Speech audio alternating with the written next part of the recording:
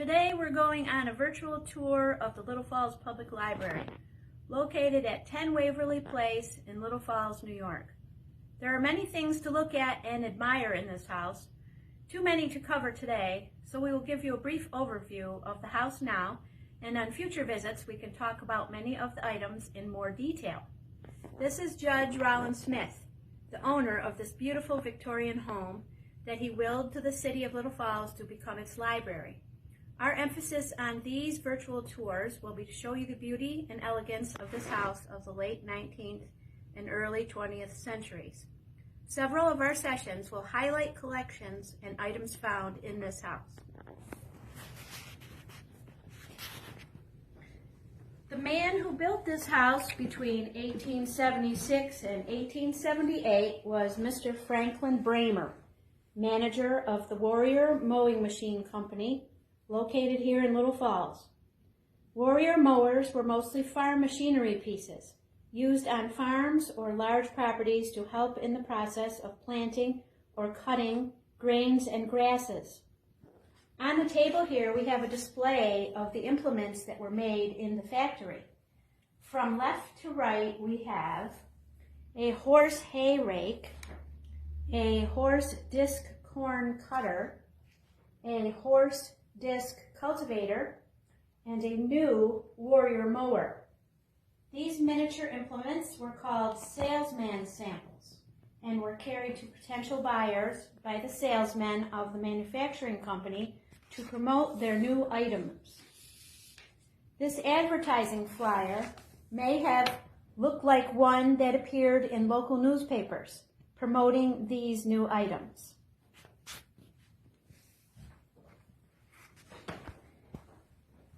Mr. Bramer had sufficient funds to build this large 3-story house. Its architectural style was considered Second Empire. Second Empire style is characterized by a mansard or hip roof, dormer windows, cornices with eave brackets, and sometimes towers. The house was built of brick and cut stone, most probably limestone, and included iron roof trim and fencing surrounding the property. Mr. and Mrs. Bramer had one daughter, Nellie, who married Rollin Smith. When the Bramers died, Nellie and Rollin inherited the house and all its contents. They added to the furnishings on their extensive travels around the country and in Europe. It was furnished in the highest fashion of the day, with chandeliers, hand-carved woodwork, drapes, rugs, artwork, bronze statues, and all manner of wooden furniture, as well as decorative items and collections of china, glassware, and books. This front parlor and the reading room have kept the same layout as the house had since the very beginning of the library in 1911. It was stipulated in Mr. Smith's will that these 2 rooms never be changed and that they would always be available to the public for reading. The table, wooden chairs, and reading lamps in each of the rooms are original library items. This is the front entry to the house, closed off now to the public since the addition of the side entry on Waverly Place in the 1980s. You can see how impressed people would be to enter such an opulent home.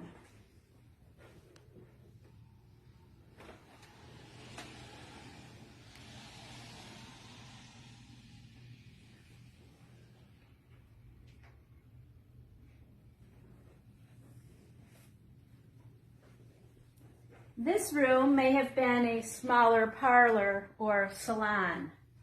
These are the same windows Rollin and Nellie looked out to watch a horse and carriage trot down the street. They may have closed these shutters if there was too much sun coming in the window. Too much sun made the expensive carpet colors fade.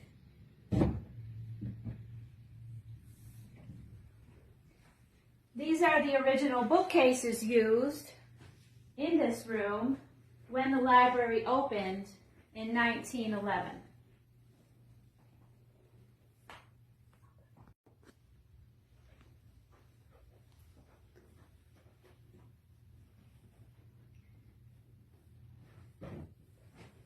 As we go up the stairs, you can really get a good look at the ceiling decoration and wood staircase carvings. On the left, as we go up towards the top, most houses of this time period had one or more wall niches in which various works of art were displayed. These two steel safes were originally in the offices of Judge Rollin Smith.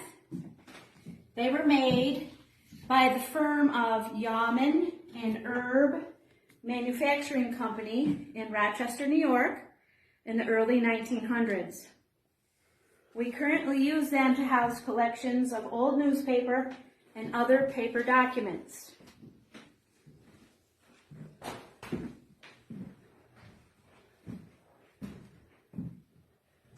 This is our director's office. You can see it has an original fireplace and fireplace surround, which includes the cover and the floor tiles. The windows have the original louvered shutters. On top of the fireplace is a display of old Dutch fireplace tiles from the historic Eleazar Arnold home in Lincoln, Rhode Island, which were donated to the library by Mrs. Arnold Petrie. Similar tiles are in the Metropolitan Museum of Art. Since this is a functioning library, we have many old books, and we have many old bookcases. We also have display cases full of Staffordshire figurines and china, which we can delve into at a future date if anyone is interested. These are the very same bookcases that the Smith family used when they resided here. The same high ceilings and detailed moldings have received new coats of paint over the years, but otherwise have not been changed. Some of the chandeliers have been remodeled to reflect the change to electricity at the beginning of the 20th century. The fireplace is original to the house, as is the fireplace cover, mirror, and tiles.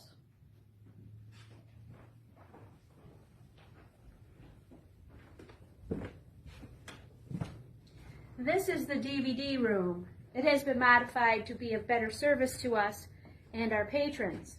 It also contains all the large type books that we own, in addition to this small office center. This desk is the original library desk used by the very first librarian on duty here, Miss Mabel Richards.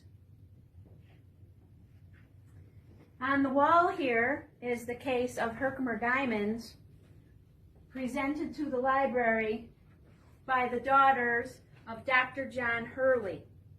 At some point later on, we will have an in-depth discussion about the Herkimer diamonds. We will alert you on Facebook as to the date and time. Above the diamond case are the cases of butterflies and moths donated by Lillian Cannon to the library in 1927 in loving memory of her father, George Cannon, an assay chemist who worked in the Salisbury Mining Company in Dolgeville. The final room of our tour is the China Room, so named because it houses the extensive china collection of Mrs. Nellie Smith and also her husband's extensive collection of books that he donated to the library in his will. This room also functions as a museum of sorts. It's where we keep a lot of the precious and historical items belonging to the library to be shared with the public. Some of our collections can be seen here. A portfolio of heads drawn by C. Allen Gilbert. Little Falls Camera Club photos around the city of Little Falls in the 1930s, and a display of vintage library items. We're in the process of setting up live tours of this house sometime this year.